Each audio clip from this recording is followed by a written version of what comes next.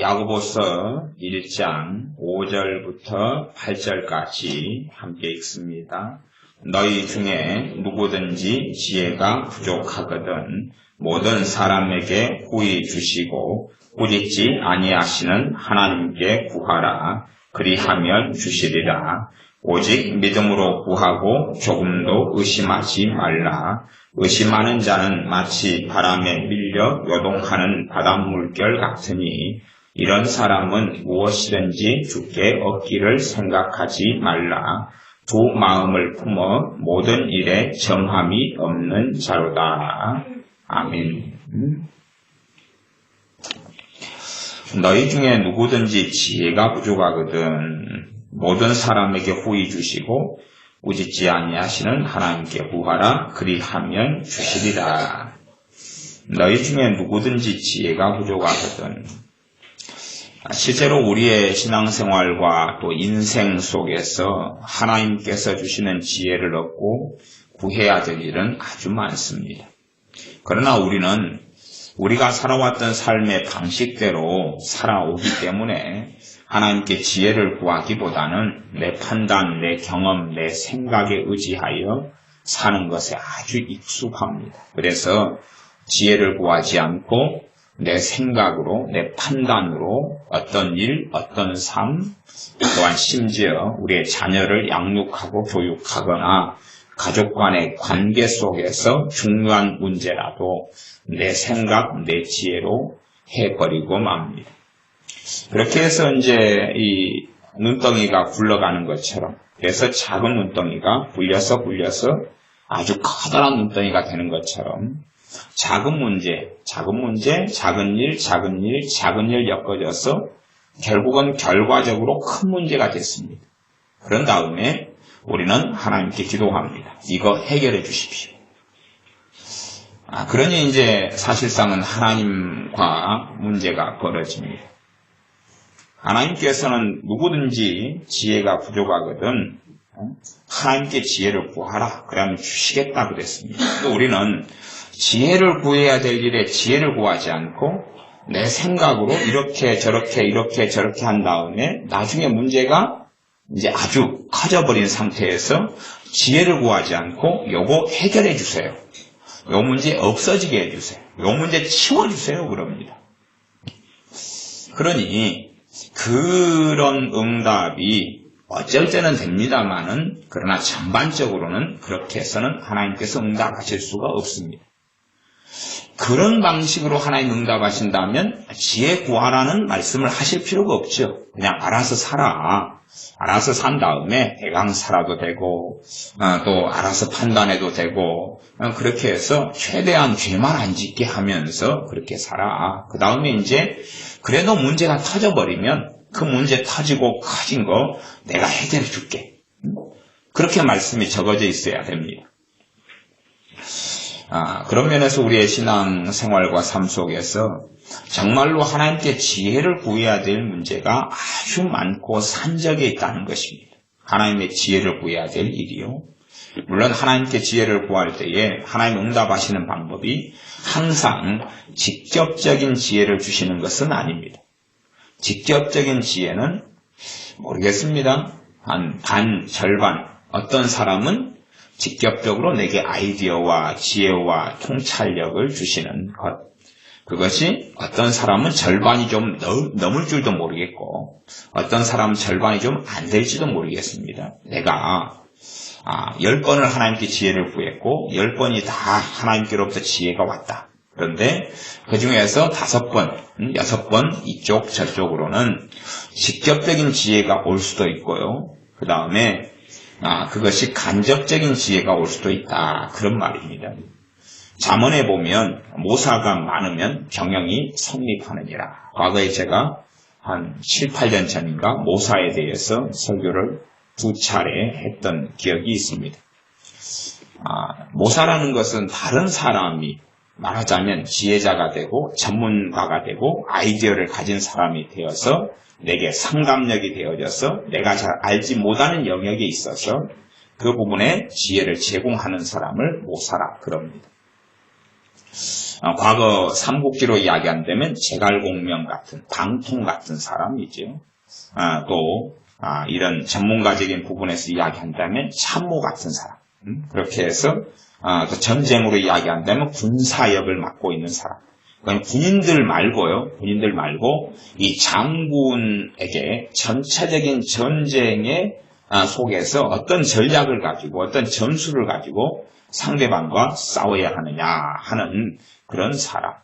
구약 성경으로 한다면 다윗의 친구였던 후세도 그런 사람이었고, 또한 다윗의 부하로서 그 놀라운 하나님의 말과 동일하게 그의 말하는 것이 이루어졌더라 했던 사람.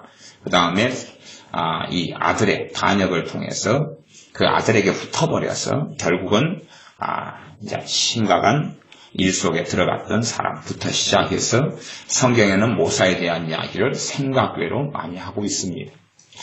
그러면 다윗 같은 경우도 누구를 두냐 그러면 모사를 두어요.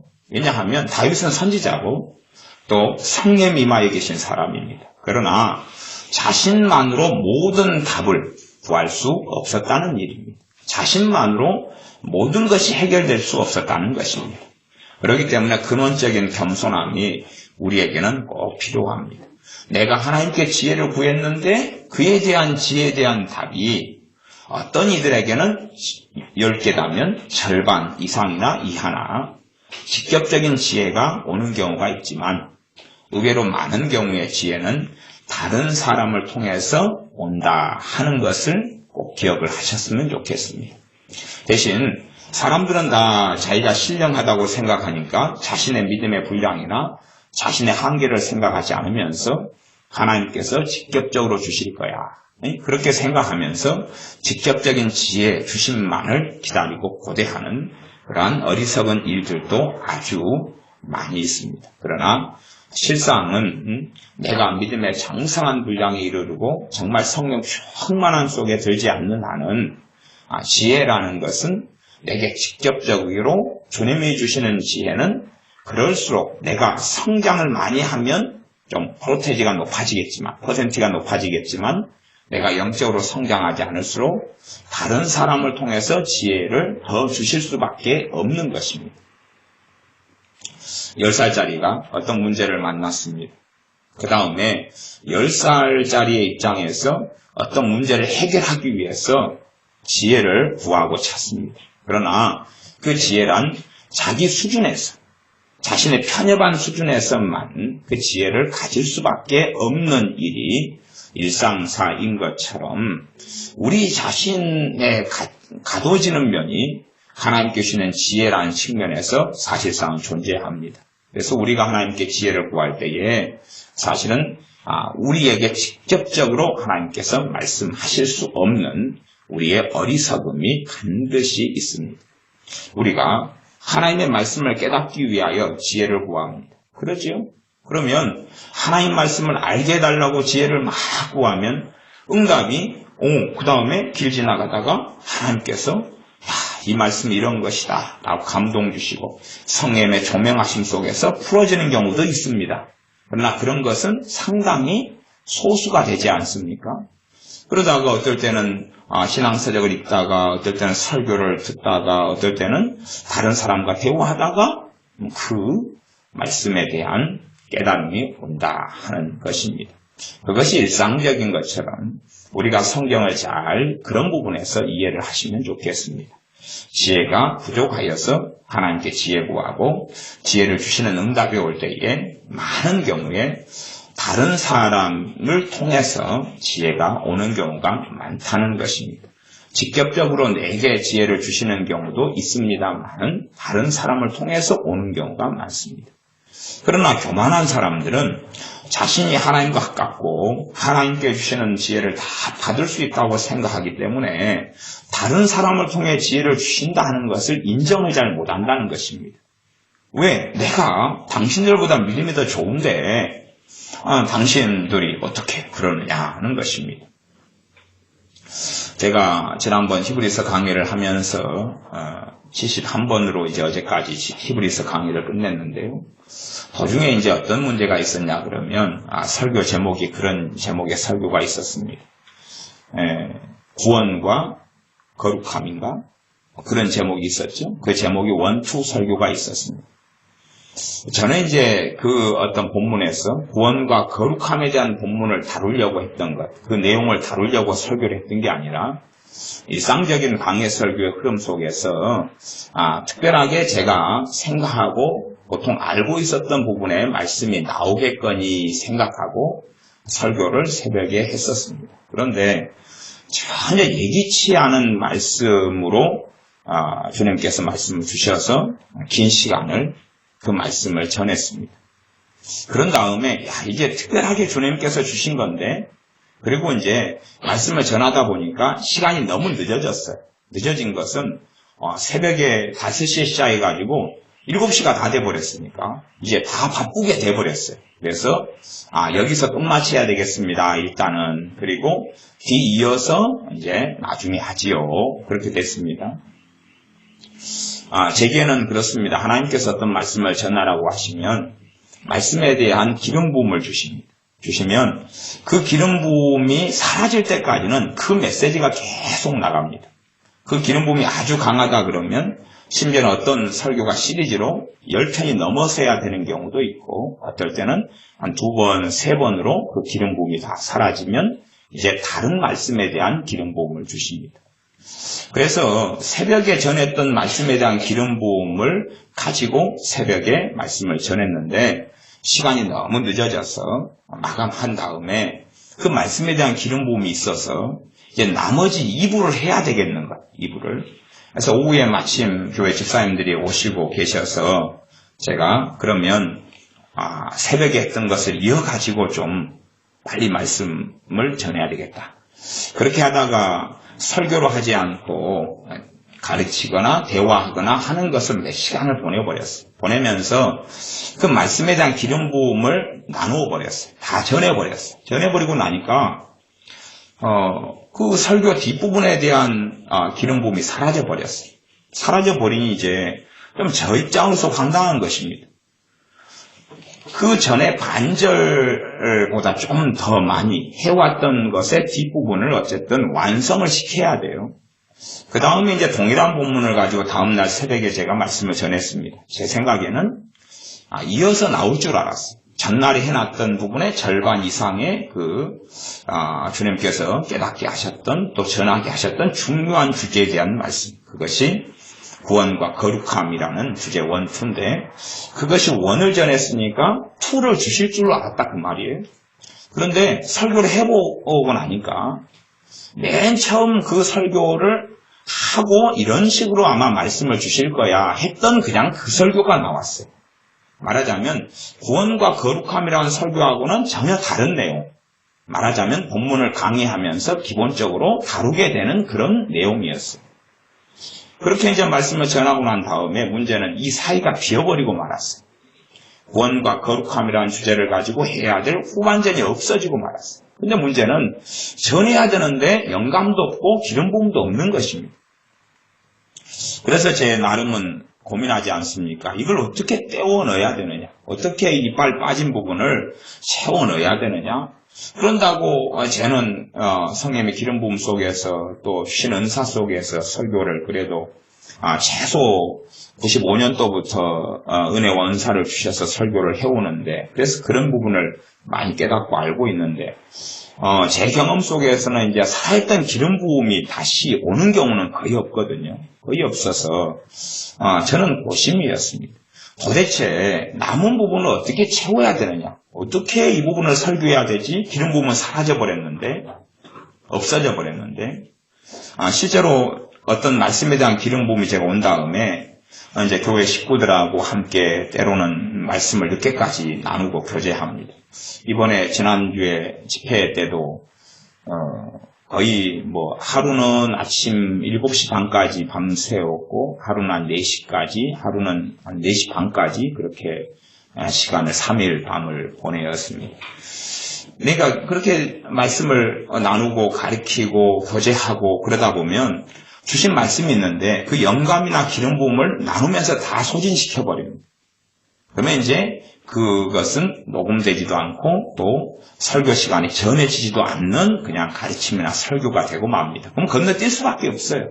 그 다음에 이제 또 주님께서 주시는 다른 메시지를 가지고 말씀을 전해야 됩니다. 그래서 기름 부음이 사라져서 도대체 어떻게 할까 하다가 이제 우리 그래도 박 전사님이 가까이 항상 계시니까 이런 상황이 좀 벌어져서 이 히브리서 강해 가운데 주님이 주셨던 그 주제에 대한 다른 나머지 영감들이 다 사라지고 말았습니다. 이야기하고 대화를 하면서 다 전해버렸으니까 녹음은 안 됐지만 어찌하면 좋은가라고 여쭈었더니 우리 전사님께서 그러면 목사님께서 그 전날에 전했던 그 구원과 거룩하다는 설교가 그게 한 1시간 40분이 넘는 설교입니다. 그것을 들어보라고 그러시더라. 당신이 직접 당신 설교를 들어보라고 그러면 영감이 올 거라고 그러더라. 그래서 제가 그 말씀을 들으니까 대차 맞는 이야기 같아요. 동의가 되어져요. 그래서 제가 제 설교를 1시간 40분짜리 들었어요.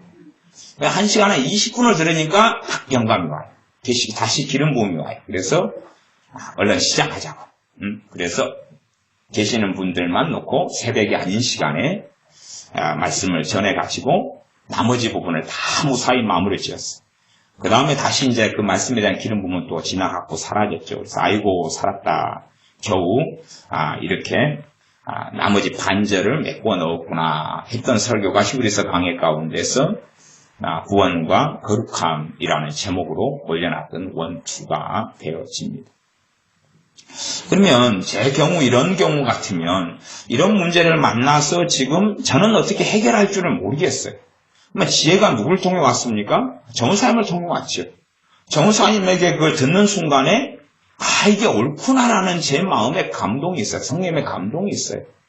그러니 제가 소위 말하면 대단히 신령하다, 대단히 거룩하다라고 착각하거나 주장할는지 몰라도 항상 누구든지 우리는 부족하고 부분일 수밖에 없고 교회의 한 지체에 불과할 수밖에 없다는 사실입니다. 그래서 내가 아무리 주님을 많이 닮았다고 주장해도 내가 하나님께 지혜가 필요한 부분에 지혜를 하나님께 구할 때에 하나님의 방법은 오히려 저는 그래서 50% 이쪽 저쪽이라고 말했지만 실제로는 제가 믿기로는 사실상은 50% 절반보다 더 많은 지혜는 다른 지체를 통해서 온다고 저는 믿습니다. 왜냐하면 주님께서 나는 겸손하고 온유하니 내게 와서 나의 멍에를 메고 내게 배우라 말씀하셨으니 우리를 주님께서는 끊임없이 겸손케 만드셔야 합니다. 우리 주 예수님을 닮게 하시기 위하여서는 우리를 자주 낮추셔야 합니다. 광야 40년 동안에 하나님께서 너희를 얼마나 낮추시고 너희를 시험하셨는지를 살펴보라 하는 구약 성경의 말씀, 신명기의 말씀과 같이 우리를 낮추셔야 됩니다. 우리를 낮추셔야 한다면 내가 하나님께 지혜를 구할 때에 하나님께서는 직접 주시는 방법을 주로 선택하시겠습니까? 다른 사람을 통해 주시는 방법을 선택하겠습니까? 다른 사람이죠. 다른 지체를 통하여 지혜를 주시는 방법을 선택할 수밖에 없습니다. 그러면 그렇게 생각할 수 있습니다. 내가 정말로 주님을 사랑하는 사람들과 함께 지체가 되어져 있지 않다. 나 홀로 신앙이고 정말로 깨어있는 사람들과 함께 내가 한 몸으로서 있지 않다. 그러면 하나님의 방법이 그렇다면 이제 절반 이상의 지혜는 받을 수 있습니까? 없습니까? 없게 되고 말. 이것이 예수를 믿는 사람들에게 있어서 정말로 많은 문제가 됩니다. 저는 제 은사적인 부르심이나 사명적인 부르심의 핵심은 뭐냐 하면 지혜의 말씀의 은사입니다. 그래서 어찌됐든 간에 청년 때부터 80년대 후반부터 끊임없이 하나님께 지혜를 계속하여 구하였습니다. 지혜를 계속하여 구하였습니다. 왜냐하면 왜 지혜를 구할 수밖에 없냐 하면 제 자신 스스로가 참 내가 왜 이리 미련한지 모르겠다. 내가 왜 이리 멍청한지 모르겠다. 내가 왜 이리 바보같은지 모르겠다. 저는 실제로 그것을 너무 많이 경험을 했거든요. 뭐 모르시는 분들은 모르시지만 제 정체를 아시는 분들은 제가 얼마나 길치고 제가 얼마나 기억력이 없고 그런 줄을 아십니다. 실제로 그래서 이 서울에 집회를 가거나 상담을 좀 많은 분들하고 받거나 심지어는 어떤 분하고는 한 5시간씩 대화를 나눕니다. 5시간. 그분 얼굴을 보고 5시간을. 그리고 제가 돌아섭니다. 이틀 지납니다. 그분을 기억을 못합니다. 놀랍죠? 이게 제 기억력입니다. 그래서 제가 붕어보다는 좀 낫고 그렇지만은 멍멍이보다는 좀 못하고 제 기억력의 실체를 아시는 분들은 그걸 아십니다. 그래서 제가 그거에 대하여 자주 제 주변의 분들에게 질문을 합니다. 분명히 낯이 익은데 누구신가요? 저분이요? 대놓고 그분에게는 물어볼 수 없잖아요. 묻습니다. 그러면은 지난번에 이러이러한 문제 가지고 그때 상담 받으신 어떤 권사님이시잖아요. 그래요. 그런 일이 다 있었어요. 저는 누가 묻고 뭐 해도 사람을 기억을 못합니다. 오죽하면 자기 건너편에 사람이 와요. 그러면은 가다가 분명히 아는 사람이 인사를 해야 되겠어요. 그래서 반갑게 인사를 합니다. 연배가 비슷할 경우가 좀 복잡해지고, 연배 차이가 나면 아랫사람이면 또 저야 이제 특별한 경우가 아니고서는 뭐 20년 이상 나이 차이 나도 그 높임말을 써오는 생활을 하니까. 하지만 이제 그걸 보고 연배가 높으면 당연히 높임말, 존댓말을 쓰면서 도대체 저분을 어디서 만난 사람일까? 젊은 사람이면 제 또래라면 동창일까? 교회에서 만났을까? 친구일까? 동네 사람일까? 알 수가 없는 겁니다. 그리고 이제 인사는 반갑게 하지만 그 사람을 가지고 며칠씩 고민합니다. 도대체 누구였을까? 근데 왜 낯이 이렇게 있지? 그런 일들이 아주 많아서 제 자신의 기억력부터 시작해서 아주 포기를 합니다. 또 우리 충만하신 우리 전사님하고 차를 같이 조수석에 앉아서 타고 가다 보면 우리가 함께 충만한 길치기 때문에 삼천포로 거제도죠? 강화도. 우리는 서울에서 여수로 내려오다가 강화도로 가거든요. 왜냐하면 도로를 잊어먹기 때문에요. 우리 서로 둘 다 이 길이 맞은가벼 그리고 갑니다. 강화도로 가는 길이에요. 뭐 그런 일이야. 원체 흔한 일이어서 뭐 이 정도의 애교고요. 제 자신의 기억을 사실은 또 기억만이 아니라 지혜도 그렇고 다 신뢰할 수 없는 겁니다. 또 원체 제가 실제로 경험하고 사는 것은 제 자신이 무지하다는 걸 많이 경험합니다. 그렇게 오래 살아왔어요. 오래 살다 보니까 제가 가장 필요한 게 지혜입니다. 그러니 이제 과거에는 지혜를 얻기 위해서 그렇게 많이 가르쳐 왔습니다. 잠언을 좀 많이 읽어라. 그래서 이제 잠언을 열심히 읽는데 성경 중에 잠언이 너무 어렵더라 그 말입니다. 물론 쉬운 말씀도 있어요. 물론 순종을 좀 안 해서 그렇지. 제가 대표적인 게으름뱅이기 때문에 잠언을 보다 보면 게으른 자여 개미에게가 배우라. 근데 제가 개미 그분들을 스승으로 모시고 또 순종을 안 했습니다. 그러니까 말하자면 개미의 부지런해야 되겠구나 마음은 먹었는데 이게 어떤 면에서 문자적으로 순종해보면 어떨까 그러잖아요. 하나님 말씀 순종해서 이제 게으름뱅이니까 누구한테 찾아가야 돼요? 개미한테. 우리 동네나 또 어릴 때는 집 꾸려가지고 여자들은 안 그래요. 남자들이 그럽니다. 개미들이 많았잖아요. 개미 집 있는 데다가 쉬를 해요. 오줌을. 그래서 개미 집에 홍수를 내는 일을 우리 남자들은 많이 하고 살았어요. 그렇게 개미를 괴롭히면서 또 개미들이 나오는 구멍을 메꿔요. 나무 짝대기로 꽂아가지고 메꾸고 흙으로 단단히 해서 다음 날에 어떻게 얘네들이 또 탈출하는가 보자.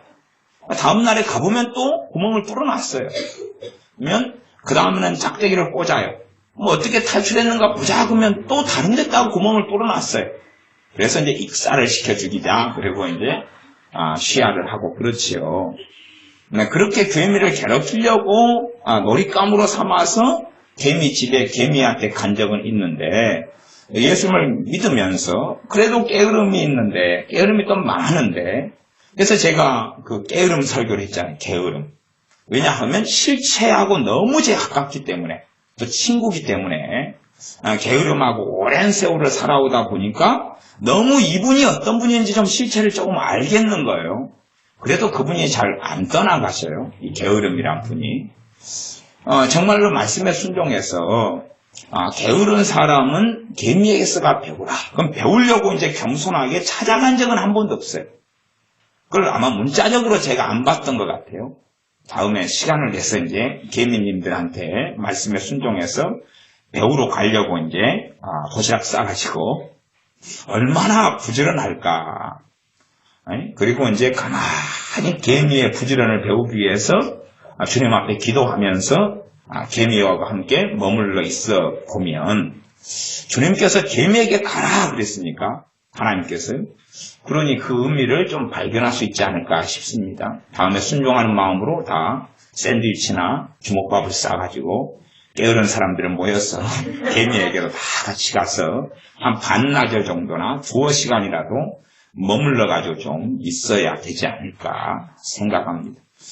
그런 말씀은 상대적으로 좀 쉽게 보이는데 그러나 굉장히 다른 많은 말씀들은 이해가 안 됩니다. 이게 뭐에 쓰는 물건인고 합니다. 왜냐하면 잠언은 격언으로 이루어졌거든요. 문맥으로 이루어진 덩어리는 좀 이해가 쉬운데 또 한 구절 한 구절 격언으로 우리가 속담이나 아니면 백문이 불여일견한다든지 금묵자흐 이러한 속담이나 격언이나 사자성어를 깊이 있게 이해해서 내 삶 속에 이것을 사용하고 내 삶의 지혜로 가져오려고 하는 것은 쉽지 않고 어렵다 그 말입니다.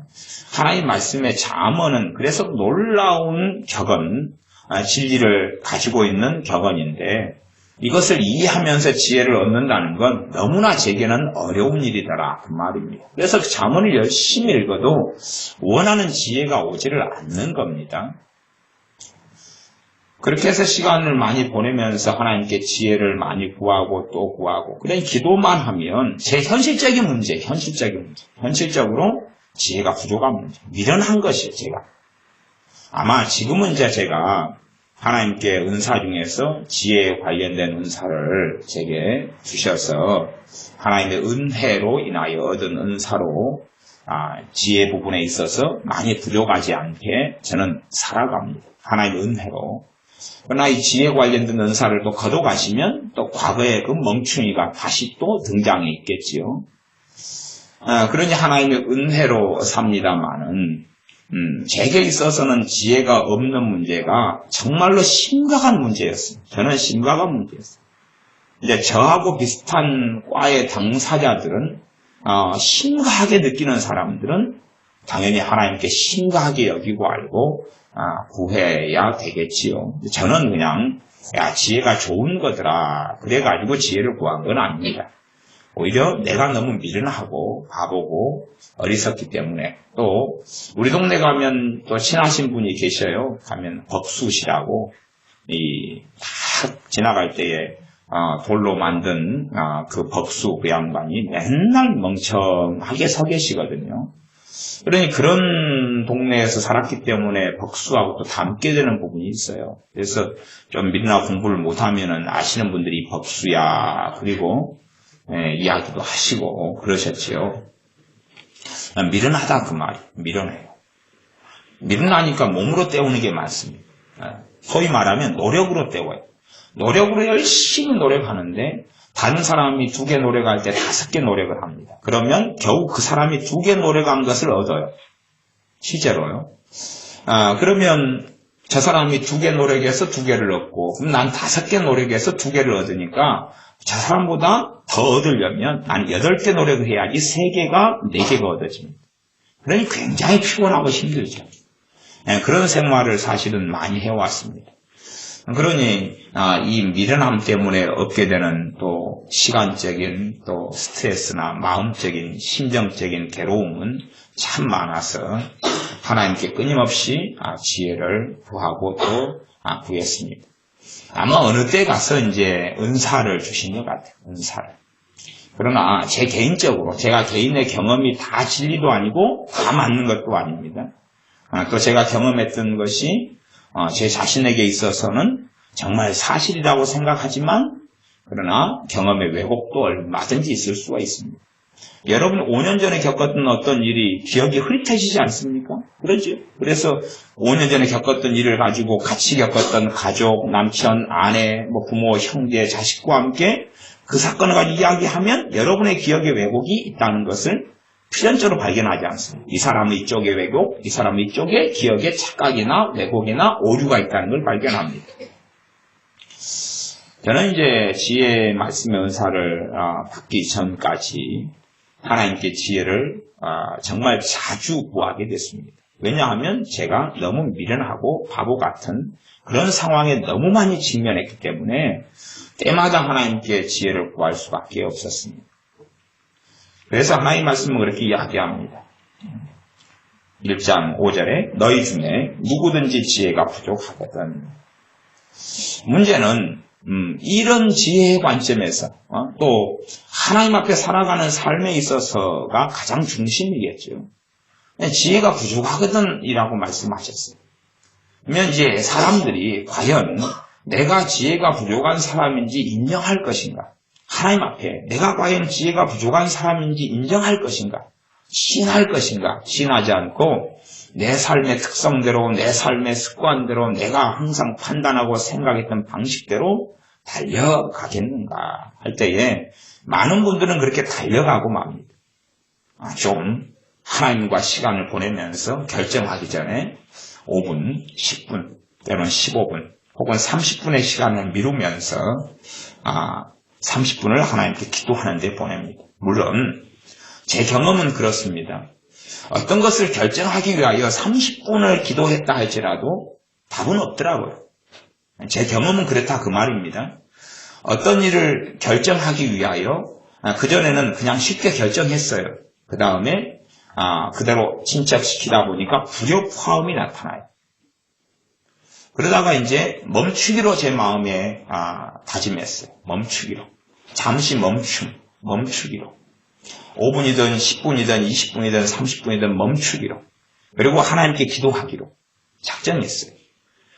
그래서 이제 다는 아니지만 멈추고 하나님께 기회를 드리고 말씀하실 기회, 감동하시며 지혜 주실 기회, 그리고 멈추었어요. 그러면 그런 이야기를 하면 참 좋을 것 같습니다. 10분을 멈춰서 지혜를 구했더니 확 주시대요. 그런데요, 10분을 멈춰 기도해도 안 주시대요. 결국은 선택해야 돼요. 선택해야 되지 않습니까? 여러분이 선택을 잘 못하시는 분들은 중국집에 가면 참 힘드시죠. 뭘 시켜야 될까? 그래서 상대방 메뉴를 따라가지 않습니까? 아니면 간단한 방법은 항상 먹었던 그분을 잡수면 됩니다. 그죠? 항상 짜장면 먹었으면 항상 짜장면. 그런 거죠. 이제 문제가 되는 것은 김밥 나라나 김밥 천국 같이 메뉴가 한 4, 50개 돼버리는 데 가면 이제 이게 괴롭습니다. 그래서 제가 우리 교회 식구들하고 자주 또 애들하고 자주 식당에 가잖아요. 그래서 한스텔리 같은 데 가면 메뉴가 또 얼마나 많아요. 수십 가지입니다. 그래서 이 한 30명이 가서 먹는다 그러면 제가 이제 메뉴 주문을 받고 다니잖아요. 시간이 너무 오래 걸려요. 한 사람이 결정하는데 한참. 그래서 제가 결국은 그런데 이 사장님이나 이런 분한테 메모지하고 볼펜을 달라고. 그리고 시간이 많이 걸린다고 우리는. 아까 한 명 한 명 주문을 제가 접수해가지고 적는데 시간이 많이 걸립니다. 메뉴가 수십 가지니까 이걸 먹을까, 이걸 먹을까, 이걸 먹을까. 그때 제가 아이들에게는 이 결정을 굉장히 쉽게 해줍니다. 20살 미만, 정확히 들어 6,000원 이상 메뉴는 안 돼. 그러니까 이제 메뉴 가운데 절반이 사라지죠. 제가 그래서 애들을 너무 사랑하는 것입니다. 너희들 6,000원 이상짜리는 안 돼. 한스텔리 같은 경우는 주로 한 3,000 몇백 원부터 메뉴가 있잖아요. 그러니까 이렇게 좋은 메뉴들, 맛있는 메뉴들이 그래도 많이 있습니다. 그래도 고민이 많이 되죠. 많이 돼요.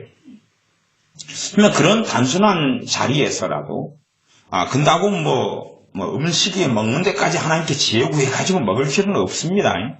없어요. 그냥 비유적으로 하는 이야기입니다. 내가 시간을 잠깐 가질 수 있지만, 어떤 상황에서, 필연적인 어떤 상황에서. 그러나 더 오래 끌 수는 없습니다. 주문을 받으러 오고, 당신 언제까지 자리에 앉아 있을 거요?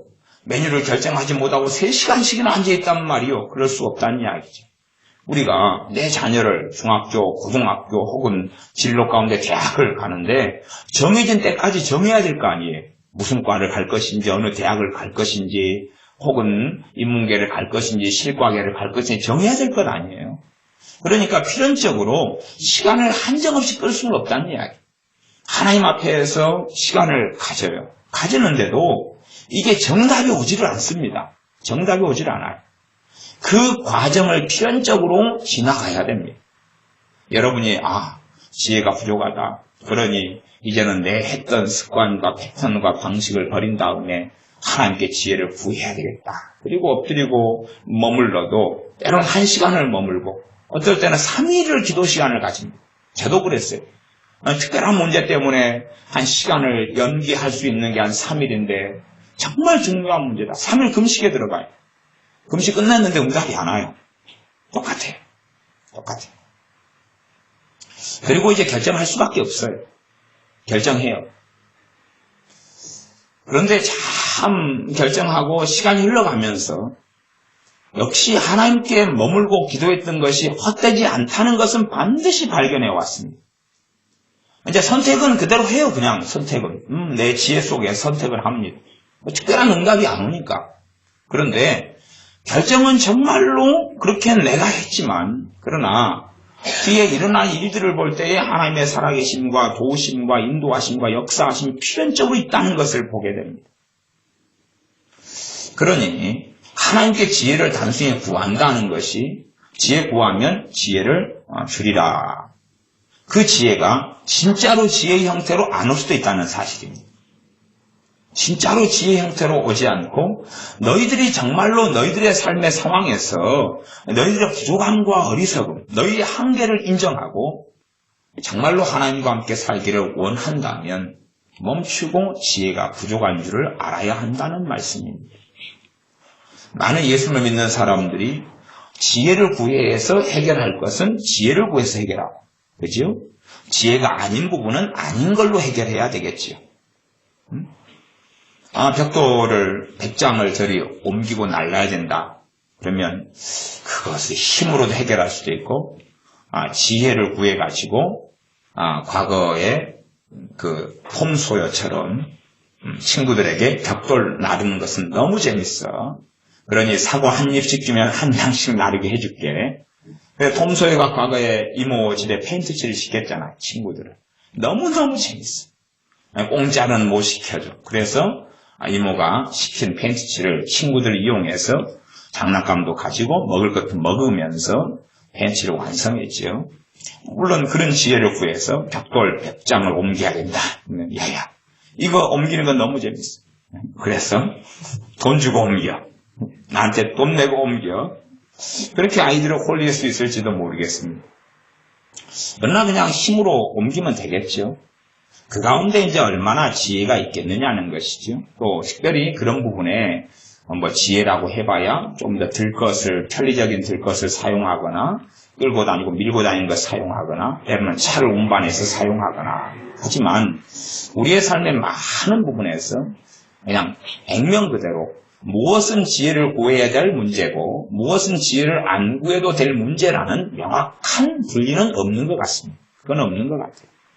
또한 지혜가 없어도 될 문제라는 것은 거의 없는 것 같습니다. 지혜가 없어도 괜찮을 문제는 거의 없는 것 같아요.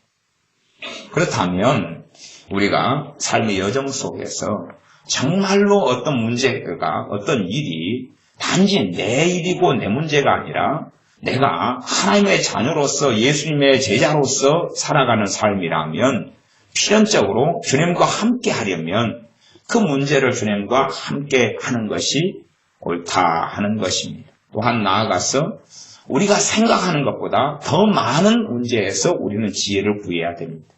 내가 지금 현재 지혜를 구하고 살아가는 것보다 더 많이 지혜를 구해야 됩니다. 더 많은 문제와 일에서 멈춘 다음에 지혜를 구해야 됩니다. 저는 이 필기가 굉장히 늦었습니다. 요즘엔 참 좋은 게 컴퓨터가 나와서 제가 타이핑은 빠릅니다. 이게 빨라요. 군대에 있을 때 이 타이핑을 많이 했어요. 어떤 타이핑을 많이 했냐 그러면 녹음기를 틀어놓고 녹음기와 함께 달리기 그런 걸 많이 했어요. 그래서 이제 목회하시는 군대 목사님께서 유명한 세미나 테이프들을 가지고 오셔요. 그래서 이것을 타이핑을 해놔라 그러셔요. 제가 군종병이었으니까 타이핑을 해놔라 그러시면 테이프를 틀어가지고 그걸 다 타이핑을 해놔요. 그러면 그걸 가지고 이제 목사님께서 교회에서 세미나를 하셔요. 그러니까 타이핑을 다 해놔요. 그래서 그런 테이프를 듣고 틀면서 타이핑하는 것은 속도가 이제 빨라. 물론 뭐 대학 1학년 때부터 컴퓨터 과목을 배우기 시작해서 나중에 이제 인터넷이 나오고 그랬지만 그 전에도 타이핑하는 것은 제가 즐겨서 타이핑을 빨리 합니다. 그러니까 지금 타이핑은 괜찮은데 이제 제가 살았던 청년기의 시절에는 타이핑이라는 건 별로 쓰지 않아요. 특별할 때 말고는 쓰지 않고 다 메모고 볼펜이고 필기입니다. 요즘에 학교 선생님들도 다 칠판에다가 다 그래도 아직도 그렇게 쓰지 않아요. PPT 이런 것을 요즘은 많이 사용합니다만은 우리 때는 별로 안 그랬어요. 저 같은 경우에 심각한 문제 중에 하나가 뭐냐 그러면 노트 필기가 느리다는 거예요. 저는 근데 제가 느리다는 것을 저는 몰랐어요. 이게 또 문제죠. 노트 필기가 느린 상태에서 초등학교, 중학교, 고등학교, 대학교를 보냈어요. 노트 필기가 느린 상태에서. 근데 느리다는 걸 몰랐어요. 말하자면 선생님이 이제 필기를 이렇게 다 쓰잖아요. 수업 시간에. 그죠? 그럼 받아 쓰잖아요. 보면서. 그런데 다른 애들은 필기가 다 끝났고 저만 뒤늦게 저하고 몇 명 애들만 쓰고 있어요. 아직도 쓰고 있어요. 그리고 선생님은 이제 다 썼지 그리고 설명 들어가요. 그러니 저는 필기를 더 써야 되니까 설명을 들을 수가 없는 거예요.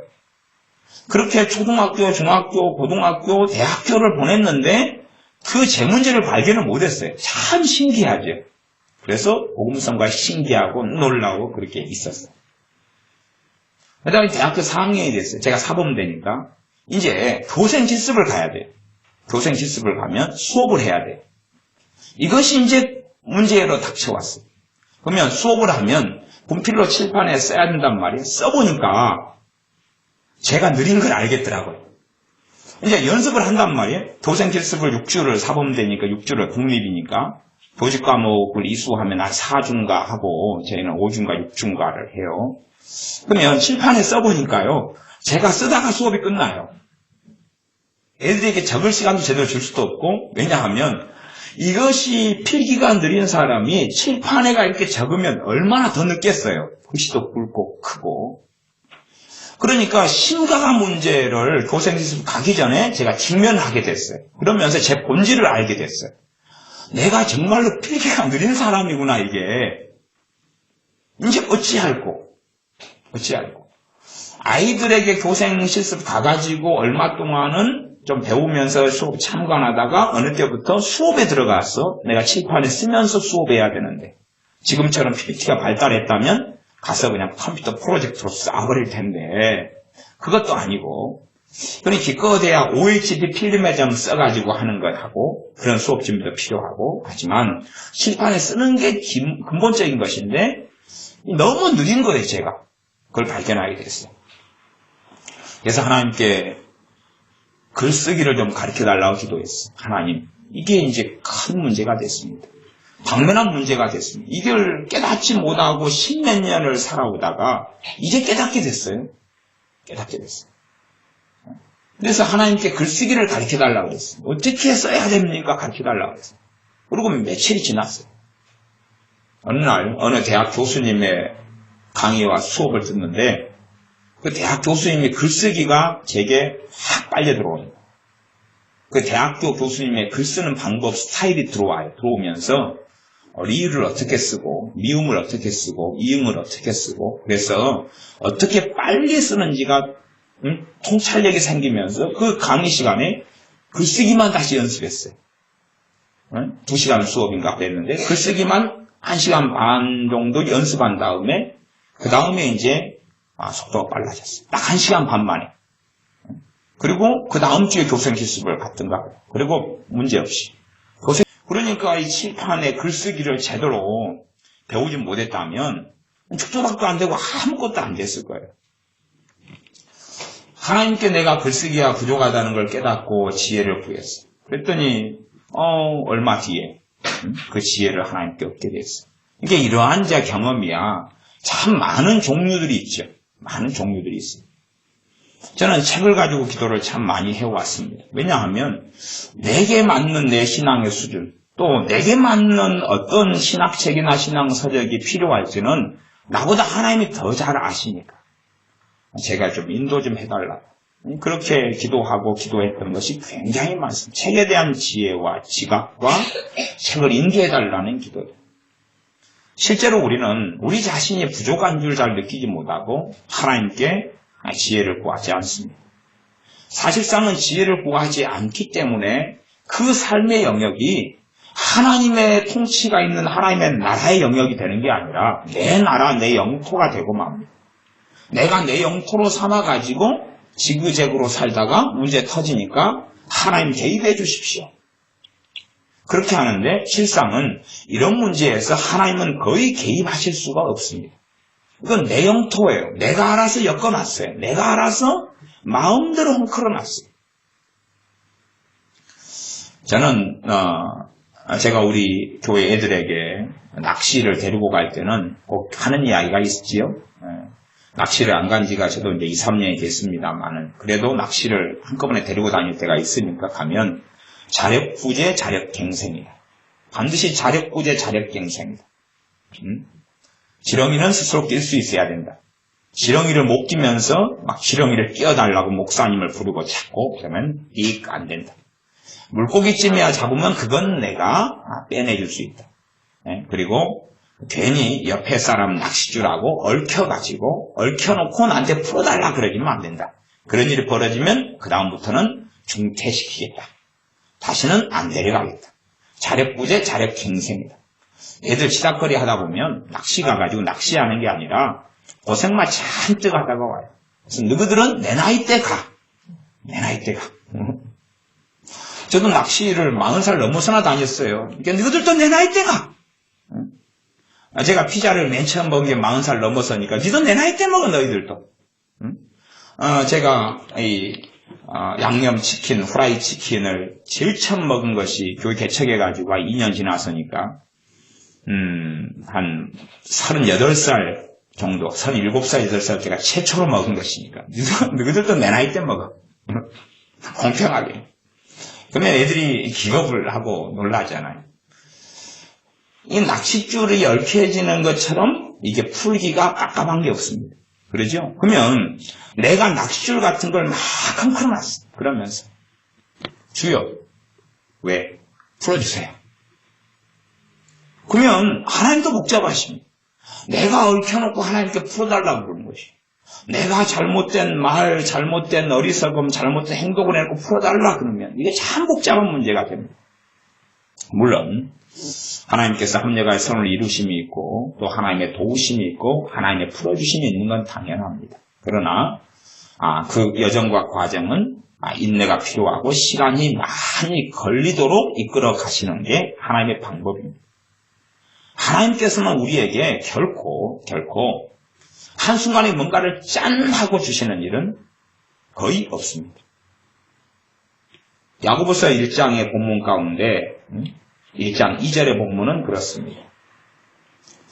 1장 2절은 너희가 여러 가지 시험을 만나거든 온전히 기쁘게 여기라. 1장 3절은 이는 너희의 믿음의 시련이 인내를 만들어내는 줄 너희가 알미라.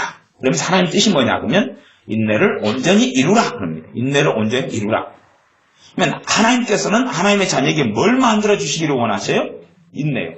그런데 하나님이 한 큐에 다 주셔버리면 인내가 만들어져요? 안 만들어져요? 안 만들어져요. 그래서 하나님은 이 진리 때문에 하나님의 자녀에게 정말로 필요한 것이 뭐니까요? 인내니까. 성령의 9가지 열매 가운데 인내, 오래 참음이 있습니다. 그것을 만들어내라고 하시면서 하나님이 다 해줘버린다. 다 해결해줘 본다면 인내라는 것은 필요하지 않습니다. 그렇기 때문에 얽혀진 복잡한 문제가 있으면 이것을 실타래를 푸는 것처럼 하나씩 처리하고 풀어나가시는 방법을 쓰십니다. 돈이 1억이 내가 빚졌다 그러면 하나님께서 1억을 한꺼번에 갚아주시는 방법을 거의 쓰지 않는다는 사실입니다. 1억을 갚아나가는데 1,000만 원 어떻게, 2,000만 원 어떻게, 3,000만 원 어떻게 한 걸음 한 걸음 주님과 함께 인내하는 여정을 통해서 처리해 나가시는 방법을 하나님 쓰십니다. 인내를 온전히 이루라 그러셔놓고 버튼만 누르면 그냥 자판기처럼 뚝뚝뚝 떨어지는 방식을 하나님이 안 쓰신다는 이야기입니다. 왜? 하나님의 말씀은 진리하고 어긋나잖아요. 그러니까 사람들은 하나님께 그렇게 많이 요청합니다. 하나님께서는 하나님의 말씀을 어기십시오. 하나님은 하나님의 말씀해 놓고 하나님은 거짓말쟁이가 되십시오. 하나님은 그렇게 말씀하셨지만 이 말씀하고는 다른 방식으로 역사하소서. 그렇게 합니다만은 하나님께서는 정확하게 말씀하신 그 신실하신 하나님께서 말씀을 통하여 말씀 안에서 말씀의 방식으로 역사하십니다. 하나님의 뜻은 인내를 온전히 이루라입니다. 인내를 온전히 이루라. 인내를 만들어 가십니다. 그러면 정말로 하나님의 자녀가 잘 먹고 잘 살고 성공하고 부귀영화를 누리는 것을 하나님이 원하시기보다는 더 원하시는 것은 하나님의 자녀가 인내를 온전히 구비하고 갖춰놓는 걸 원하십니다. 이 땅의 삶은 나그네 인생이에요. 우리가 인내를 온전히 갖춰놓을 때에 첫째는 하나님 앞에 섰을 때에 부족함이 없게 됩니다. 하나님 앞에 섰을 때 나아가서 성장하고 성숙한 예수님을 닮은 믿음의 사람이 되어집니다. 그러나 인내를 갖춰놓지 않았을 때는 우리의 어린 자녀들일수록 무엇이 없습니까? 인내가 없죠. 인내가 없습니다. 제가 이 아이들 퀴즈놀이 중에서 싫어하는 것 중에 하나가 이 네모 큐빅 있잖아요. 큐빅 맞추기. 이걸 밥 먹고 할 일이 없어서 큐빅을 맞추냐. 저는 큐빅 맞추기를 지금도 할 줄을 모릅니다. 한 면 맞추고 두 면째까지는 공식을 외우기도 싫고 인내하기도 싫습니다. 그런 것은 인내하지 않아도 괜찮다 그런 말이에요. 그러나 실제로 믿음의 여정 속에서 또한 주님과 함께 살아가는 여정에서는 꼭 필요한 게 뭐란 이야기입니까? 인내란 이야기입니다. 인내란 이야기. 그런데 이러한 인내를 갖추지 않는 방식으로 산다면, 그것이 만들어지지 않는다면, 또한 그것이 만들어지는 게 아무 상관없는 식으로 소위 말하면 어떤 사람들이 애언을 그렇게 한다면 얼마나 황당한 일이 됩니까? 제가 어떤 목사님이 우리 여수 동네 아는 목사님이니까요. 그분의 그 애언을 들었습니다. 그분이 한 5년간인가 6년간인가 그 큰 믿음교회 다니면서 애언했던 것을 다 모아놔가지고 자기 목회하는데 자기에 대한 이런 애언이 있다고 정리해가지고 올려놨었죠. 그래서 어제 좀 들어봤잖아요. 그 예언을. 들어보니까 이제 굉장히 다 화려한 예언들이 다 있더라고요. 화려한 예언들이. 그 화려한 예언들이 당신은 여기에 있지 말고 떠나라 그래가지고 지금은 서울로 그 양반이 가서 개척해가지고 목회를 하고 있습니다. 그러면 그 화려한 예언의 내용 가운데 둥글납작한 내용이 참 많은데 그 중에 하나는 뭐냐 그러면 예언 받는 순간에 당신에게 지금 놀라운 지혜의 계시가 임하고 있습니다. 이런 내용들이 있어요. 그러면 예언을 안 받으면 아무 일 없다가 예언을 받으니까인지 놀라운 지혜의 계시가 임하고 있어요. 그렇다면 일확천금이죠. 그럼 무조건 그런 일이 벌어진다면 예언만 받으면 뭔가가 나타나고 임하고 역사할 거 아니에요. 이제 그런 것은 하나님의 방식이 될 수가 없다는 이야기. 하나님의 방식은 인내를 온전히 이루어가는 방식이에요. 기도의 응답도 특별히 치유다 그러면 치유 가운데 주님께서 사람을 치유하시는데 즉각적인 치유는 소수가 일어납니다. 즉각적인 치유라는 것은 병자 10명이 치유를 받아요. 병자 10명이. 그러면 그 중에서 한 명 정도나 즉각적으로 치유됩니다. 즉각적으로 치유돼요. 주로 이제 즉각적인 치유의 많은 영역은 마귀 역사가 결부된 부분은 즉각적인 치유가 나타나요. 그러나 순수한 질병의 경우만 가지고 이야기한다. 그리고 10명이 결과적으로 다 치유된다. 라고 본다면 그 중에 1명이나 2명만 바로 치유가 돼요. 예수의 이름으로 병은 고쳐질지어다. 라고 또 간절히 또 고쳐지게 해달라 기도하면서 안수하면서 또 기름을 바르면서 함께 합심하여서 기도하면서 병 고쳐지기를 간절히 우리가 기도했다. 그럴 때 10명 중에서 1명이나 2명만 바로 치유가 돼요. 그리고 나머지 8명과 9명은 점진적인 치유가 일어납니다. 점진적인 치유라는 것은 기도받고 난 다음에 그 다음에 1명은 집에 갔는데 고쳐져요. 또 1명은 자고 일어났는데 고쳐져요. 또 2명은 3일 지난 다음에 설거지 하다가 고쳐져요. 또 어떤 사람은 석 달 뒤에 고쳐져요. 그래가지고 10명이 고쳐진다는 이야기. 문제가 즉각적인 치유는 소수고 그냥 바로 그 자리에서 치유되니까 상관없어요. 그죠? 문제는 나머지 8명, 9명이 문제입니다. 8명, 9명이 인내가 그들이 없고 인내하는 믿음이 없이는 그들은 결코 고쳐지지 않습니다. 인내하는 믿음이 없이는 결코 고쳐지지 않아요. 말하자면 하나님은 그들에게 치유를 주셨어요. 그들은 치유를 받지 못합니다. 왜냐하면 인내를 구비하지 못했고 인내하는 믿음이 없기 때문에 그래요. 우리는 어떻게 생각하냐 그러면 자 여기 있다. 요거 받아라. 요거 리모컨입니다. 괜히 받아서 가져가실 필요는 없습니다. 히터 리모컨입니다.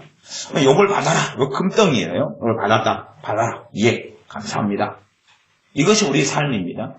받아라. 그리고 결과가 이렇게 있어요. 준 다음에 금덩어리 주셨네요. 와 좋습니다. 이거 몇 돈이나 됩니까? 이것이 우리의 삶이에요.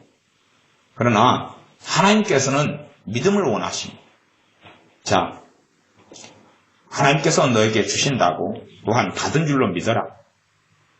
제가 믿습니다. 너가 정말 믿냐? 그러면 결과가 와. 결과가 올 거야. 우리의 삶은 자, 이 가져. 주셨네요? 우리는 예수님으로 치유될지어다.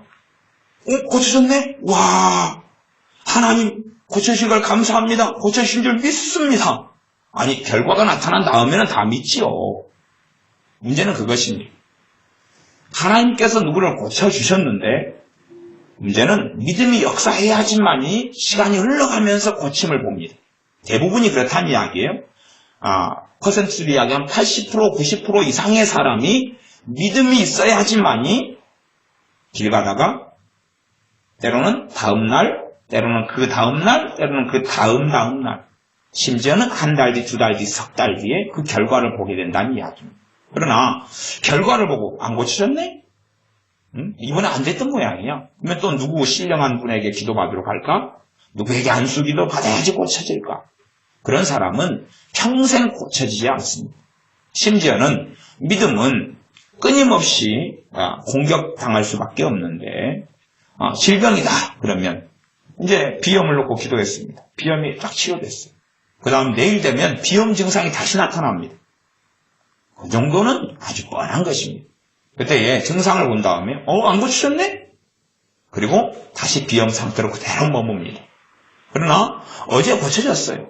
증상이 나타나요. 증상 가지고 우리의 믿음이 흔들려 버리면 안 되죠. 물리치고 대접합니다. 그리고 고쳐 주셨음을 받아들이고 주님을 찬양합니다. 그렇게 증상을 가지고 두어 번 찔러보는 것은 있지만 그 다음에는 확실한 치유 가운데 우리가 설 수가 있습니다.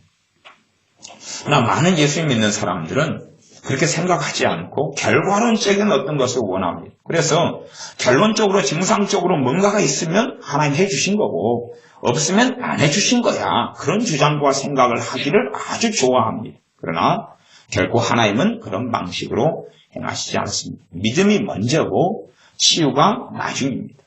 하나님께 지혜를 구하는 것도 믿음이 먼저고 지혜를 주시는 것은 그 다음 일입니다. 그래서 야고보서 1장 6절 부터 그렇게 말씀합니다. 오직 믿음으로 구하고 조금도 의심하지 말라. 그러니 이제 올 때까지 뭐 하고 있어야 돼요? 의심이 없도록 해야 돼요. 믿음하고 의심, 이 두 개는 정반대되는 것이죠. 정반대되는 것입니다. 그러면 우리 안에는 이 두 가지 마음도 품을 수 있다는 이야기예요. 한쪽은 믿고 한쪽은 의심되고. 그런 상황을 의심하는 자는 마치 바람에 밀려 요동하는 바닷물결 같으니 이런 사람은 무엇이든지 주께 얻기를 생각하지 말라. 두 마음을 품어 모든 일에 정함이 없는 자로다. 두 마음을 품었다니 한쪽에는 믿는데 한쪽에는 안 믿어. 이 두 개가 왔다 갔다 해서 바닷물이 출렁이는 것처럼 출렁인다는 이야기입니다. 하나님께 지혜를 받는 것도 똑같습니다. 믿음이 먼저고 그 다음에 지혜는 나중입니다.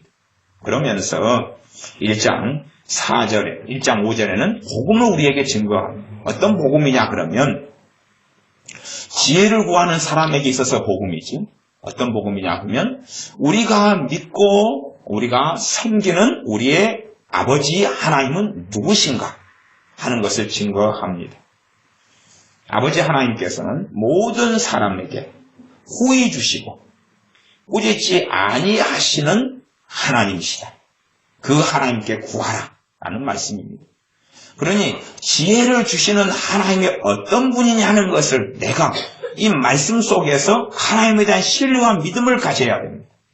그렇지 않으면 그 믿음이 역사할 수가 없죠. 단지 그냥 이런 하나님에 대한 말씀, 하나님에 대한 진리가 없이 하나님 주실 거야 그냥 믿어 그런 말씀이 아니라 아버지 하나님께서는 모든 사람에게 후히 주신다. 후히 주신다. 꾸짖지 아니하신다. 우리의 어린 자녀들이 엄마 이건 뭐예요? 설명해 줬는데 또 이건 뭐예요? 또 이건 뭐예요? 세 번째는 바로 그냥 목에 당수를 날려야 돼. 아자 또 묻기만 해봐. 입도 안 아프냐? 그리고 또 설명해 줬잖아 그거. 그러지만 하나님께서는 그보다 더 후히 주시고 꾸짖지 아니하신다는 이야기입니다. 하나님께 오늘 하루 동안 지혜를 10번을 구해도 하나님이 능히 주실 수 있다는 사실입니다. 물론 바로 즉각적으로 지혜를 주시는 것이 하나님의 선택의 방법이 충분히 아닐 수 있다는 걸 아셔야 됩니다. 우리는 즉각적인 지혜를 원합니다. 하나님 지혜를 주시옵소서. 울랄라 왜 안 와? 왜 지혜가 안 와? 아이고 안 주시는 모양이다. 그리고 쉽게 선택합니다. 그러나 불가피하게 선택의 시간이 왔다 할지라도 그리고 선택을 할 수밖에 없어요. 생활과 삶은 그렇지 않습니까? 그렇다 할지라도 나는 무엇을 믿고 있어야 됩니까? 지혜를 주시는 하나님을 믿고 있어야 됩니다. 내가 구했다면 그러면서 우리의 믿음은 믿음의 시련을 통과합니다. 지금 1장 3절로 다시 돌아가 보겠습니다. 이게 전체적인 것이 한 문구이기 때문에 다시 앞에 말씀으로 돌아가는 것입니다. 이는 너희의 믿음의 시련이 인내를 만들어내는 줄 너희가 아니라. 무슨 시련입니까? 1장 2절로 돌아가면 너희가 여러 가지 시험을 만나거든. 시험이 오늘 새벽에 야고보서 2장 두 번째 강의를 할 때는 그 시험을 크게 두 가지로 설명을 했습니다. 그러면 이제 오늘은 3장이니까 하나를 더 첨가를 하겠죠. 제가 1장에 대하여 똑같은 본문을 가지고 10번을 설교하거나 강의해도 내용이 다 달라지는 것이 꽤 유감스러운 일이 됩니다. 그러면 10분의 비유에서 말씀을 인하여 돌짝밭은 시험이 일어날 때에 넘어진다. 그러면 우리가 하나님께 지혜를 구했습니다. 지혜를 안 주시는 거예요. 안 주시는 거예요. 이게 시험 중에 하나다는 이야기. 안 주셔요. 안 주셔요. 하나님 나를 겸손케 해주시옵소서. 겸손을 구했어요. 겸손이 안 와요. 겸손이 안 와요. 하나님 돈을 주시옵소서. 필요한 돈을 채워주시옵소서. 하나님 안 채워주셔요. 안 채워주셔요. 시험이겠죠. 그것을 통과해서 그럼에도 불구하고 하나님을 신뢰하고 하나님을 믿고 있느냐는 것입니다. 그러면서 이 믿음이 연단을 거치는 것입니다. 쇳덩어리가 나온 다음에 이 쇳덩어리를 시련, 연단은 망치질을 하는 것이죠. 단단하게 만들고 망치를 통하여 불순물이 빠져나갑니다. 그리고 아주 좋은 양질의 철이 되고 쓸만한 검이 되고 쓸만한 이런 옥갱이가 되어집니다. 그렇게 우리의 믿음이 시련, 단련을 통과해야지만이 정금같이 나오게 됩니다. 실제로 우리가 사용하는 금이 있다 그러면 그냥 금을 그렇게 생각해 봅시다. 99.99%다. 그런 거 보신 적 있으세요? 99.99%의 금. 요즘에 금 한 돈이 한 20만 원 넘는가요? 모르겠어요. 그래서 금반지 있으면 나중에 금값이 오를 때 잘 파십시오. 금값이 좀 떨어지고 있다는 이야기도 있습니다. 그러면 이제 금 한 돈에 그냥 20만 원이라고 가정해 보자고요. 그러면 99.99%의 은이 금이 그러면 99.999999999%의 금은요 가격이 1000만 원이 넘어버립니다. 99.99999999999 비둘기가 200마리씩 나가요. 그 금은 1억이 넘어버립니다. 한돈 이야기입니다. 한돈 이야기. 그런 금을 만들어내가지고 우주 항공기에 넣습니다. 그 금을 만들어서 비행기 속에 넣습니다. 이게 똑같은 금 한 돈인데 그냥 순금이라고 하는 게 24K이고 99.99 정도입니다. 그럼 그건 20만 원이에요. 이걸 더 정금같이 나오게 합니다. 뭐 말상은 100% 금이지만 100%라는 건 없지요. 얼마나 99.9999999가 되느냐. 9 몇 개 더 붙여버리면 20만 원짜리가요. 그 다음에 5천만 원이 되고 1억이 돼버립니다. 몇 개 더 붙여버리면 10억이 되고 100억이 돼버립니다. 그 금을 써야 될 장소들이 있거든요. 그래서 그런 금을 만드는 것입니다. 우리의 믿음이 실현되고 단련되어진 다음에 정금같이 나오게 됩니다. 그 정금은 아주 깨끗한 100% 금이다. 그렇게 설명되어진 금이라는 사실입니다. 우리의 믿음은 실현되고 단련됩니다. 치유사역을 하면, 그래 치유 은사를 받으신 분들이 여러분이 계시니까, 한번 치유 기도를 하면, 성령 역사가 흘러갈 때가 있고, 안 흘러갈 때가 있습니다. 성령 역사 안 흘러간다 그래서 이 손에 치유가 안 되는 것도 아니고, 흘러간다 해서 치유가 되는 것도 아닙니다. 그게 희한한 일이죠. 그런데 최소한 병 고치는 신유 은사가 흘러갈 때, 손을 통해 흘러갈 때에 우리는 그렇게 생각할 수 있습니다. 분명히 하나님께서 사람을 고치시기를 원하고 치유의 능력이 그에게 작용하고 있다는 것은 알 수 있습니다. 안 느껴지는데 고쳐지는 거야. 뭐 하나님께서 하시는 자주 있는 방법이니까. 아니 그렇다 치고 자주 안 느껴져야지 스스로 교만하고 착각하지 않을 것 아닙니까? 신령한 척 안 할 것 아닙니까? 찌릿찌릿 안 느껴져야지. 그러니 하나님께서는 어떨 때는 느껴지게 하시고 어떨 때는 안 느껴지게 하셔요. 그러면 느껴졌어요. 성령의 치유의 권능이 흘러들어갑니다. 문제는 저 사람이 전혀 안 고쳐져요. 그런 일이 많이 일어납니다. 10명이다 그러면 분명히 치유의 권능이 흘러들어갔는데 저 사람에게 10명 가운데 8, 9명은 안 고쳐져요. 안 고쳐져요. 그럼 고쳐지는 사람은 누구냐? 즉각적인 치유. 그러면 나머지는 누구겠어요? 점진적인 치유의 대상이에요. 이제 그 사람이 고쳐질지 안 고쳐질지는 그 사람에게 달렸어요. 그 사람에게. 그 사람이 정말로 인내하는 믿음을 가지고 믿고 있느냐예요. 믿고 있느냐. 그래서 그 사람에게 믿음의 말씀을 조금 더 가르치고 케네스 해긴 같은 목사님의 그런 가르치는 믿음의 말씀들처럼 그래서 제가 그제는 기백에 가서 우리 지성이한테는 내 입에 건강이 있다 이런 책을 좀 사주려고 했는데 그제 기백에 안 들려고 까먹고 말았네요. 그렇게 이제 믿음의 말씀들 그런 것들을 많이 가진 사람은 치유가 훨씬 더 빨리 일어나고 활성화돼요. 나란 존재는 똑같아요. 그냥 똑같은데 그 말씀이 들어오면 치유가 더 손쉽게 일어나요. 더 강렬하게 일어나고요. 그 믿음의 말씀이 많이 들어오면 치유하기가 너무 쉬워요. 주님이 고치시기가 너무 쉬워집니다. 왜? 다시 좋아지니까. 본문을 계속 봐보겠습니다. 그래서 이제 1장 5절에는 지혜가 부족하거든 우리가 정말로 겸비한 마음에서 우리가 지금 경험하고 생각하는 일들보다 더 많은 영역에서 하나님 앞에 겸비하게 엎드려서 지혜를 구해야 한다는 사실입니다. 그리고 하나님이 주시는 방법은 내게 직접 지혜를 주시는 방법보다 훨씬 더 많이 다른 사람을 사용해서 주신다는 사실입니다. 심지어는 환경을 사용하실 수도 있겠습니다. 하나님은 어떤 분이시냐? 지혜를 구하라고 요청하면서 모든 사람에게 후히 주시고 꾸짖지 아니하시는 하나님이시다. 이 하나님에 대한 지식을 가지고 있어봐야 아무 필요가 없습니다. 이 하나님이 내 아버지신 것을 내가 믿느냐는 것입니다. 내게 지혜를 주시기를 정말로 원하시는 분이시라는 것을 믿느냐는 것입니다. 왜 지혜를 구하라고 말씀이 나왔냐 그러면 아버지의 원하심이 지혜를 주시고 싶어 한다는 사실입니다. 그러면 예수를 믿는 사람 가운데서 실제로 하나님의 지혜를 받고 사는 사람들은 다수가 아니라 소수입니다. 왜? 하나님께서 원하시는데 왜 다수가 아니라 소수냐는 이야기입니다. 나머지 다수는 지혜를 하나님께 구하지 않고 지혜가 부족함을 인정하지도 않고 신하지도 않기 때문에 그러합니다. 6절 오직 믿음으로 구하고 조금도 의심하지 말라. 믿음으로 구하라는 것입니다. 하나님이 어떤 분인가 이야기했습니다. 지혜를 구하면 주신다고 이야기했습니다.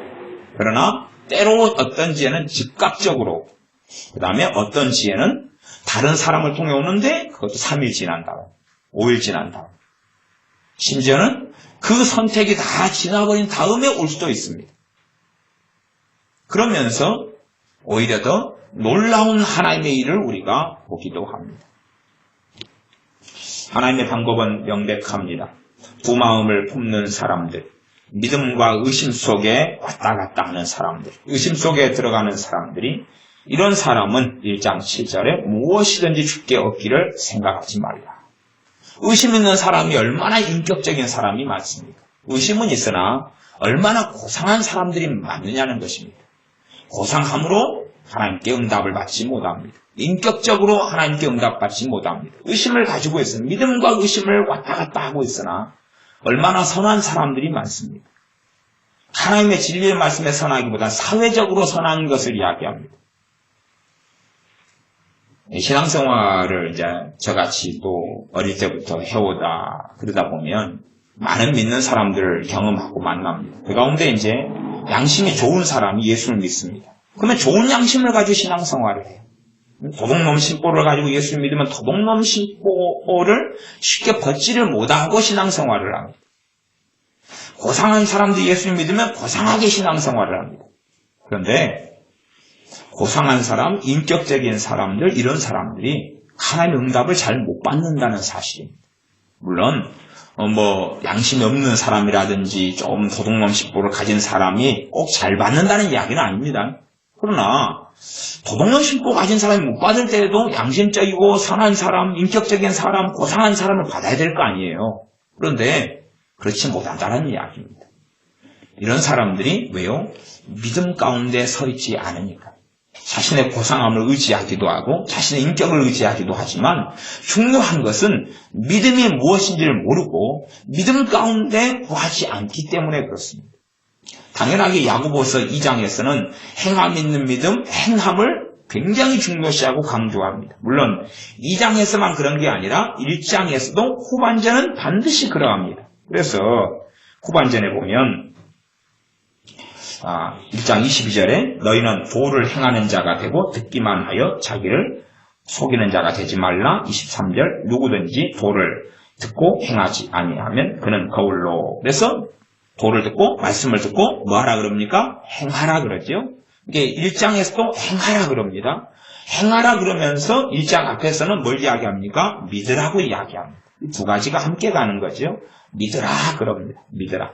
그 다음에 행하라고 말씀하실 때도 행하라는 여러 뜻이 있습니다. 여러 뜻이 있어요.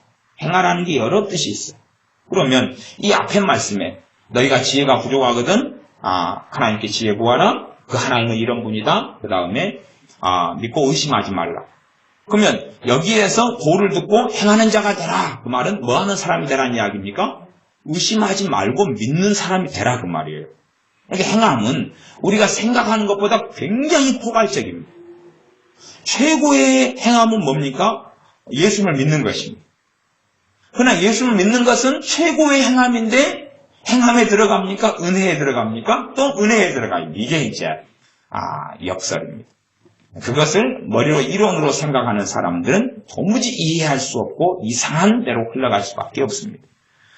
행하라는 것은 하나님 말씀 가운데 하나님께서 명령하신 것의 최고의 순종은 예수 그리스도 앞에 엎드리며 그를 주님과 그리스도로 섬기며 주님을 따르는 것입니다. 주님을 영접하고 믿으며 주님을 의지하여 구원받고 의롭게 되는 것입니다. 그게 최고의 순종에 속하고 최고의 행함에 속합니다. 이렇게 역설적으로 왔다 갔다 하지만 그래서 1장에서는 그럼에도 너희가 믿어라. 믿고 하나님의 지혜를 받아라. 너희가 믿고 하나님의 지혜가 부족할 때에 지혜를 하나님께 구하라. 그러면 주실 것이다. 그리고 그 앞에는 인내를 이루라. 그랬으니 실제로 지혜를 구해도 쉽게 오지 않을 것이다. 그러나 하나님께서 그 과정을 통하여 이제는 더 풍성한 지혜를 주시는 길에 이르게 하신다는 사실은 명백하다는 것입니다. 쉽게 지혜를 주지 않은 하나님을 만나면서 어차피 지혜를 안 구할 때도 죽었습니까? 살았습니까? 살았으니까 우리가 이렇게 있는 것 아닙니까? 우리는 지혜가 안 오면 막 죽을 것 같지만 없어도 살아요. 살아왔어요. 불신자들이 지혜 없어서 살아왔지 않습니까? 그러니까 죽는다는 생각은 하실 필요 없어요. 지혜를 구한 다음에 지혜가 안 와도 지혜를 주시는 하나님을 신뢰하고 있어야 됩니다. 비록 지혜를 10번 구해서 한 번밖에 두 번밖에 안 오고 8번이 안 오고 그리고 왜 안 오는지 알 수 없어도 상관없어요. 그 과정을 통과해야 됩니다. 그 과정을 지나가야 돼요. 그러지 지혜만 구하면 즉각적인 지혜가 오고 구하면 즉각적인 지혜가 오고 그러면 인내가 있는 성숙한 사람이 될까요? 이상한 사람이 될까요? 이상한 사람이 됩니다.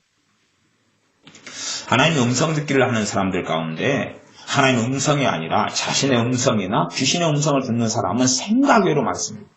그러면 미혹되어서 귀신의 음성을 듣거나 자기 영의 소리, 자기 마음의 소리를 듣는 사람의 대표적인 특징이 있어요. 특징은 뭐냐 그러면 즉각적인 응답을 받는다는 것이에요. 인내를 이루라고 말씀하시는 분께서 하나님 이건 뭡니까? 그러면 말씀하시겠어요? 안 하시겠어요? 안 하십니다. 어떨 때만 말씀하세요. 내 타임표하고는 다르게. 대부분의 인내를 요구하신 하나님께서 이건 뭡니까? 이건 이거다. 이건 뭡니까? 이건 그거야. 지금 어떻게 할까요? 지금 저녁에 무슨 국 끓여 먹을까? 된장국. 어느 슈퍼에 가서 물건을 사면 삽니까? 이마트 가. 요즘에 할인 행사 중이야. 즉각적인 응답을 기대하고 그것이 오는 사람들은 그게 미혹입니다. 인내를 온전히 이루라고 하시는 하나님께서는 즉각적인 응답을 거의 안 하십니다. 그래서 주의 복음을 전했던 이러한 사도 바울이나 이런 하나님의 종에게도 어디로 가야 될지 전도할지를 알지 못하고 복음을 어느 곳에 가서 전하려 했더니 예수님의 영이 성령 하나님께서 반대를 합니다. 거절하셨다 그럽니다. 사도행전에. 그러나 거절하셨으면 또 어디로 가라고 말씀을 하셔야 되는데 하셔요? 안 하셔요? 안 하셔요. 안 하셔요. 안 하시니까 방황을 합니다. 이리도 가보고 저리도 가보고 저리도 가보고 그럽니다. 결국은 그래도 응답을 못 받아요. 그러면 하나님의 음성을 정말로 잘 듣는 사람이 누구들입니까? 사도들이죠. 그들도 제대로 못 들었어요. 그들도 제대로 못 듣습니다. 누구보다 성령 충만했던 사람이 초대교회 베드로 사도 아닙니까? 고넬료 가정에 고넬료가 보내와서 하인이 와가지고 베드로 사도를 청할 때 아니면 베드로 사도가 이방인에게 복음을 전하지 않고 유대인만의 예수 그리스도로 만들어가고 있을 때 성령님께서 이러면 안 돼. 됐지. 큰일 난다. 환란이 일어난다. 누가 알았습니까? 알았습니까? 몰랐습니까? 몰랐지요. 세관 집사님을 통하여 환란이 일어나서 다 흩어져 버리는 그 사건이 일어날 줄 누가 알았습니까? 누가 음성을 들었습니까? 누가 계시를 받았습니까? 몰랐습니다. 알지 못했습니다. 나아가서 예루살렘 총회가 열리고 예루살렘에서 1차 전쟁이 끝난 바나바와 사도 바울이 와서 이방인 사람들 율법을 지켜야 되느냐 말아야 되느냐 논쟁이 날 때 누가 하나님의 즉각적인 계시를 받았습니까? 안 그렇지요? 그렇게 되지 않았습니다. 이 사람들은 즉각적인 하나님의 음성과 계시를 받고 하나님의 음성을 듣는 게 내가 원하기만 하면 듣게 된다. 내가 하나님의 주관자고 내가 하나님을 이끌어가고 내가 하나님과 비기면 내가 하나님보다 높은 자가 아니지 않습니까? 내가 하나님께 묻는다고 하나님께서 즉각적으로 응답하셔야 될 이유가 어디 있습니까? 우리를 겸손하게 낮추시는 하나님께서 내가 10번을 물은들 한 번만 응답해 주신다 할지라도 과분한 것이 아니겠습니까? 그런데 사람들은 끊임없이 물으면 응답해 주신다는 겁니다. 아니요, 그건 하나님의 소관입니다. 하나님의 주권이고 하나님의 행하심입니다. 그러니 물으면 듣고 자면 듣고 하는 사람들은 절대적이라고 모두 다가 그렇다라고 말할 수는 없지만 실상은 사도 바울도 베드로 사도도 그러한 삶을 살지 않았음에야 그런 바이야. 심지어는 하나님과 대면하여 안 모세 같은 선지자라도 할지라도 100부장, 1000부장, 50부장, 10부장 제도를 알았습니까? 몰랐습니까? 몰랐지요. 자기 혼자서 200만이 되는 사람들 맨날 재판하고 앉아 있었습니다. 그 지혜를 누가 와서 전달해 줬습니까? 모세의 장인 이드로가 왔어. 그러면 안 되지요. 그러면 안 돼, 당신. 그렇게 하면 당신도 기진맥진하고 이 백성들도 다 그렇게 돼서 아무 일도 못하게 돼요. 하나님과 대면해야 하는 사람인데 하나님께서 그에 대해서 말씀하십니까? 안 하십니까? 안 하시죠. 누구를 통해 말씀하십니까? 그의 장인 이드로를 통해 말씀합니다. 그 동안에는 모세는 굉장한 괴로움을 당합니다. 하나님과 매일 회막에 가서 만납니다. 하나님은 거기에서는 말씀 안 하십니다. 말씀 안 하십니다. 그 지혜를 이드로를 통해서 주십니다. 그러니 참으로 우리를 어떻게 하나님께서 만들어 가시고 빚어 가시는지 하나님께서 행하시는 하나님의 사람들과 관계 속에서 우리는 객관적인 말씀을 통한 지혜와 지식을, 통찰력을 얻어야 되는 당연한 일입니다. 즉각적인 지혜가 오지 않을지라도 그러나 우리가 하나님을 신뢰하고 그 여정을 지나다 보면 우리는 즉각적인 지혜를 주신다 할지라도 우리가 교만해지거나 어리석어지거나 아니면 내가 거룩한 사람이라는 착각이 아니라 정말로 모든 것을 구하는 사람에게 지혜를 구하는 사람에게 후히 주시고 꾸짖지 아니하시는 하나님 때문에 지혜가 온다는 것을 알게 되어질 것이며 우리가 인내를 온전히 이루어서 결국은 모든 것을 구비하고 부족함이 없게 하려 하시는 하나님 앞에 우리가 설 수 있을 것입니다. 기도하겠습니다. 아버지 하나님, 우리가 자주 교만하며 자주 조급하며 성급하여서 하나님 없이 주님 없이 함부로 선택하고 결정 내리는 우수한 인생 속에 살아가면서 이 결과가 쌓이고 쌓여서 심각한 문제가 되어져 버리는 것을 보고 탄식할 때가 많습니다. 우리가 그러한 하나님께 지혜를 구하지 않는 어리석은 사람이 되지 아니하고 때마다 일마다 하나님 앞에 지혜를 구하는, 나아가 지혜를 주시는 하나님 아버지를 믿고 신뢰하는 우리가 되게 하여 주시옵소서.